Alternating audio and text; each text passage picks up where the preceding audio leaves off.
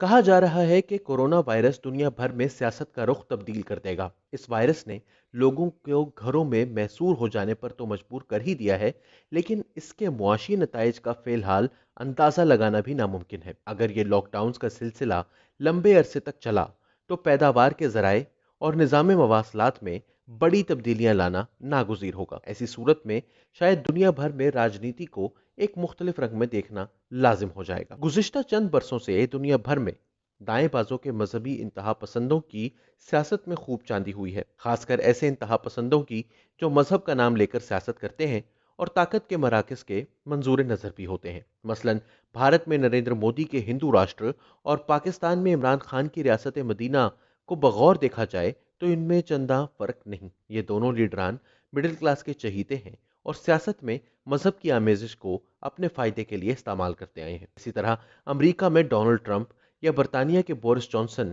اپنے اپنے معاشروں میں خیالی ولن پیدا کر کے اپنے ملکوں کی گمشدہ عظمت کی بحالی کے خواب لوگوں کو دکھا کر اقتدار میں تو آ گئے ہیں، لیکن اب کورونا وائرس کی آمد نے ان سب کے سامنے ایسے حالات پیدا کر دیے ہیں کہ جن میں یہ اپنا روایتی چورن بیچ کر عوام کو زیادہ دیر تک بے وقوف نہیں بنا سکتے۔ مثلاً کورونا وائرس امریکہ میں موجود ایک صومالی مسلمان کے لیے بھی اتنا ہی مہلک ہے جتنا ایک عام سفید فام امریکی کے لیے۔ بھارت میں ہندوتوا کا منجن بیچنا بھی اس وقت مشکل ہے، کیونکہ اگر اگلے ماہ الیکشن ہونے ہوں تو عوام اس بنیاد پر ووٹ نہیں دیں گے کہ کون سی سیاسی جماعت اقلیتوں پر سب سے زیادہ مظالم کرنے کا ٹریک ریکارڈ رکھتی ہے۔ اس وقت مقبولیت کا پیمانہ صرف اور صرف صحت عامہ کے لیے حکومتوں کی جانب سے اٹھائے گئے اقدامات ہیں۔ یوں کہا جائے کہ یہ وائرس یکایک گورننس کو دنیا کا اصل مسئلہ بنا کر سامنے لے آیا ہے تو بے جانا ہوگا۔ بھارت میں نریندر مودی بھی اس وقت ہندوتوا وادی سوچ کو کچھ دیر کے لیے ایک طرف رکھ کر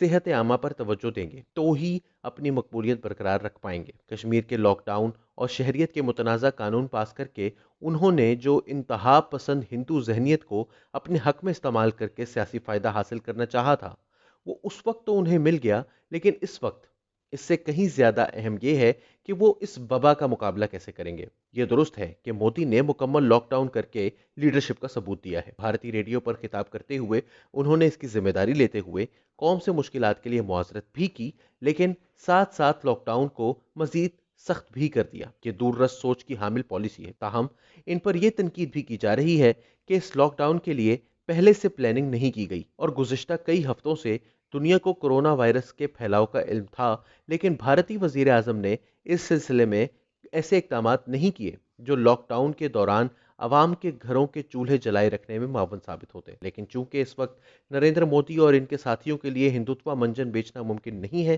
اس سے بھارت میں اپوزیشن کو ایک بڑا موقع مل گیا ہے کہ وہ خود کو گورننس کے حوالے سے مودی سے بہتر ثابت کر کے دکھائے۔ اس حوالے سے کیرالہ کی بائیں بازو کی حکومت، پنجاب میں کانگریس حکومت کا لاک ڈاؤن خاصا جاندار رہا۔ بنگال میں ممتا بنرجی کی حکومت بھی واضح طور پر بی جے پی ریاستوں کے مقابلے میں بہتر کارکردگی دکھا رہی ہے۔ راہل گاندھی ایک منجھے ہوئے سیاستدان کی طرح فیصلے لے رہے ہیں۔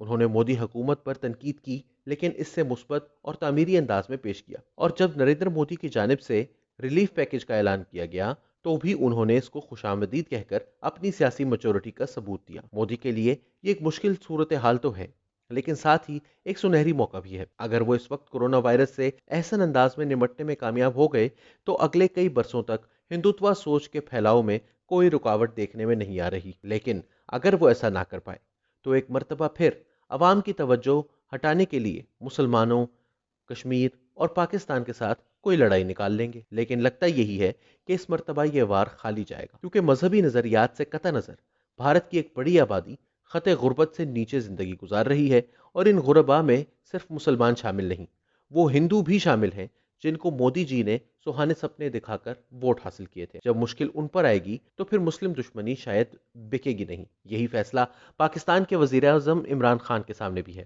اگر وہ کورونا وائرس کا مقابلہ کرنے میں کامیاب نہ ہوئے تو کرپشن سے پاک ریاست مدینہ ثانی بنانے کا خواب عوام کے لیے قابل قبول نہ رہے گا۔ حکومتوں کو اب اپنی توجہ عوام کی فلاح پر مرکوز کرنا ہوگا۔ کورونا وائرس کے بعد کی دنیا میں بھارت میں پاکستان، پاکستان میں اسلام، امریکہ میں سیاہ فام اور مسلمان، اور ایران میں امریکی طاغوت انتخابات میں فتح کی ضمانت نہیں ہوں گے۔ حکومتوں نے عوام کی زندگیاں بہتر کرنے، تعلیم اور صحت پر وسائل خرچ کرنے میں لی تو لال سے کام لیا تو اس وقت اقتدار میں موجود جماعتوں کا مستقبل میں نام و نشان تک نہیں ہوگا۔